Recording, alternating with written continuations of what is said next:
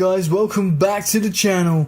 This is Pure Wrestling. Today I'm giving you your official NXT review and results for last night's show. So in the comment section down below after this video, all I ask for you to do is give me your opinion on NXT's show last night, a rating as well, what you would rate it, and also give me some feedback on what you think of the idea of War Games coming back as a pay-per-view in Houston. I'm super excited for it. I'm wondering what they're going to do, and it is Triple H and William Regal after all. NXT is the A show for booking and storyline in my opinion, so I'm super excited. But I also want to go on and say a massive thank you to everybody that subscribed. If you are not already, please do. It massively helps, and you don't know what you're missing. This is Pure Wrestling is the place to be for your wrestling content, and there's a lot more to come. Tomorrow we have the top 10 draft picks for 2018 that need to happen, and also on Saturday we will have the video for top 10 reasons why WWE can suck bad. There's obviously quite a few reasons why WWE in general can suck, so if you're interested in that, on the channel this weekend, tomorrow and Saturday, there'll be uploads on the channel already. If you haven't already, SmackDown Live and Raw Review, go ahead and check them out. On the Raw Review I have a rant about the women's division and Enzo Amore. SmackDown Live I talk about what happened in the episode, like I'm going to do on this review, and also top 10 wasted talents, top 5 Sister Abigail picks, and we have the Hell in a Cell predictions and review on the channel as well. So if that all sounds exciting, please subscribe, please check them out, give it a thumbs up on any video you enjoy, comment, share, and just basically support this channel, because I want to say a massive thanks to my nearly 140 subscribers. I really do appreciate everybody that subscribed to this channel. And my aim is 150 in the next couple of weeks. I'm hoping we can achieve 11 subscribers in the next coming weeks, and aiming for 200 by New Year. Hopefully that is a good aim, and hopefully we can achieve that very soon. So thank you very much, everybody. I hope you enjoyed this video. We go straight into the video for the NXT review and results. So we start off the NXT show with a great match, in my opinion, in terms of looking at it and going, okay, this is going to be a good match. But in general, I was a bit disappointed with the match. I felt it was a bit scrappy and all over the place. I felt they was just focusing on the storyline, which is fine by me, as long as they sell a story and have a bad match. I'd rather them sell a story and have a bad match than just do both bad. This is different to the main roster. This is why NXT does it so perfectly. We have Nikki Cross versus Peyton Royce versus Liv Morgan for the contendership spot in that fatal 4-way at Houston War Games. As I said, it's a bit of a scrappy match, but in the end, it was Peyton Royce defeating Nikki Cross and Liv Morgan due to a new member added to the Undisputed Era. Undisputed Era come out with a woman, and I was like, who's she? Then there was obviously the commentators basically saying, oh my god, it's Tanara Conti that's been basically come out, and she was the one that has added to Undisputed Era. She was in the Mae Young Classic, and she looked pretty good there, and she looked a very good heel. And the basic little storyline was to cost Nikki Cross the match, because obviously they don't want to do him well, and obviously the feud between Sanity and the Undisputed Era is playing into storyline, so it does not ruin Nikki having this loss. There's still a storyline for her, whereas Liv, this leaves her in a bad spot. Where do they go with Liv Morgan? I personally just see Liv Morgan as another Carmella. Doesn't mean to say she's rubbish, but I personally just look at her and I feel like there's another Carmella. It's going to be another opportunity where she's going to be needed to be put with someone, or with a tag team or something like that. As I said, the match was a bit scrappy, but in the end, Peyton Royce nicked the finish, and I think it was that spinning heel kick that got Peyton Royce got the spinning heel kick, and then the fisherman suplex, which earned a spot at TakeOver. I'm super excited to see that Peyton Royce was added. I was a bit disappointed because on my last week's review on NXT, I announced that I wanted Kairi Sane Nikki Cross, Ember Moon, and I think it was Ruby Riott added to that Fatal 4-Way, but it doesn't seem to be as well. Obviously, Nikki Cross got cut short in this match, but as I said, there's a storyline behind it. I was okay with that. But as I said, in general, the match itself, there wasn't nothing like, wow, I need to watch that again or nothing like that. But it was okay to start off the show. I was a bit happy. I was like, okay, right, this match could be the best match on the show, but it didn't turn out to be the best match. But in terms of storyline, it done a good job. Next up, we have the real debut of LIO Rush. Now, he was supposed to be on the last week's show, but obviously the Velveteen Dream spoiled that match against Aleister Black. But LIO Rush had a match against Velveteen Dream tonight, and he showed what he can do. Not too much, but he showed what he can be. He is very, very quick. He was someone I looked at and gone, okay, this guy's going to be big. Now, the first thing I see of this guy, and I thought, I need to see him versus the likes of Ricochet or Will Ospreay or someone of that pace. That would be a match of the year contender in my honest opinion. I just felt like, okay, this guy's got a lot to offer for WWE and NXT. I feel like at NXT would definitely benefit, and I'm hoping to see a lot more from this guy. But obviously, the Velveteen Dream making a point, putting his stamp in NXT, trying to reach out to Aleister Black. He picks up the win with that lovely elbow that he does from the top rope, but he didn't do it just from the top rope. He was on the middle rope, guys, and he done an athletic jump onto the top rope, then jumped and done the elbow.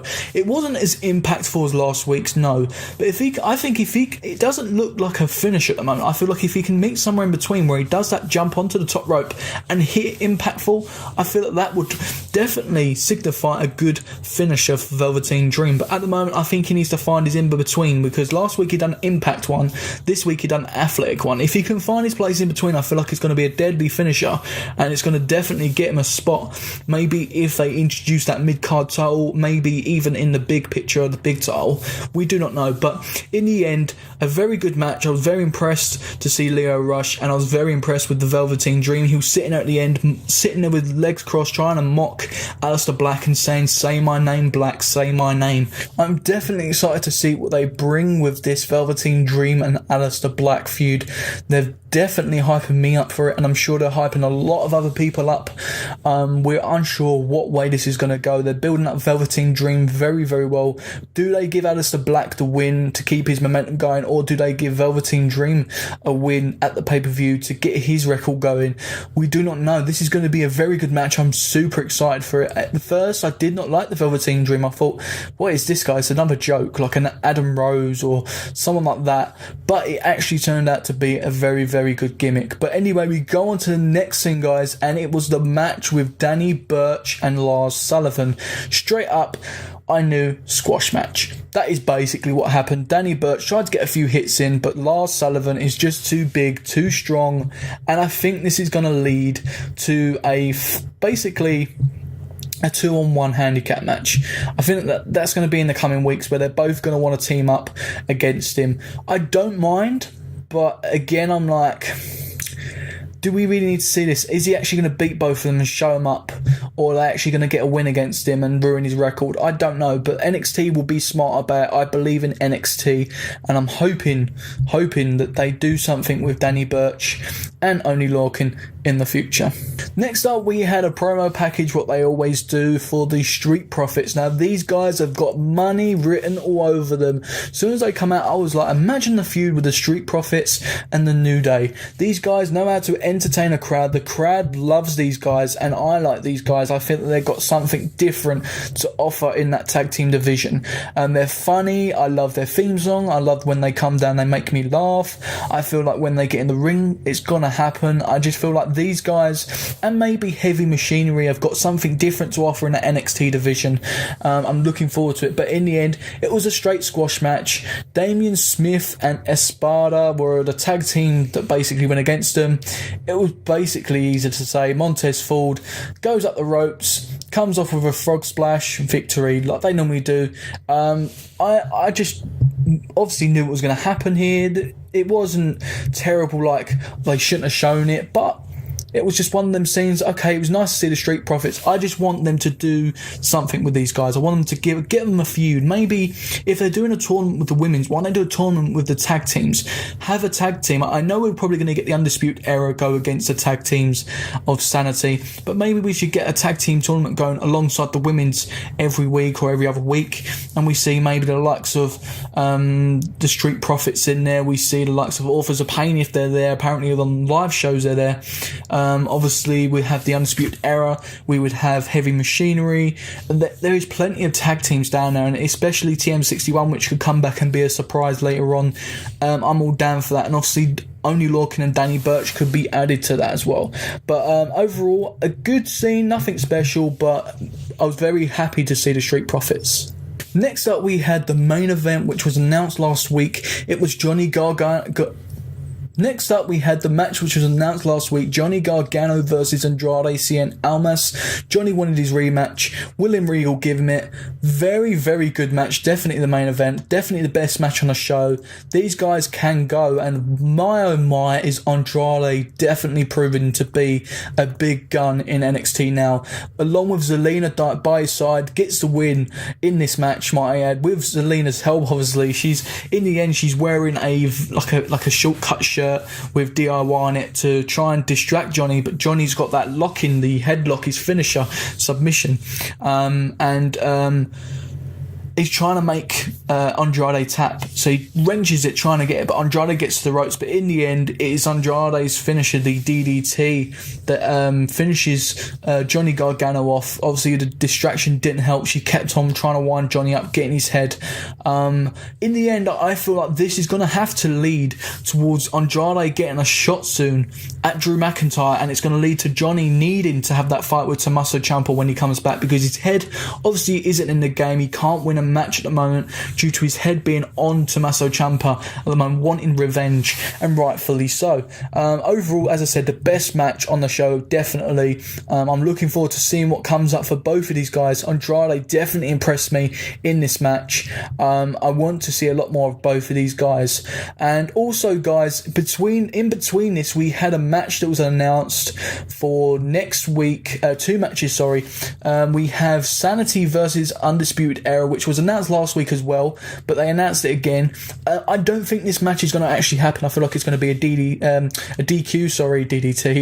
DQ. I feel like it's not going to finish. Obviously, they can't give a free match away like that. That is a pay-per-view match quality, so I feel like something's going to happen there. Another match was also announced for next week, guys, and we had Sonya Deville versus Ember Moon versus Ruby Riott. Now, this puts a big boot again into my match predictions for that Fatal 4-Way. NXT are definitely putting out surprises.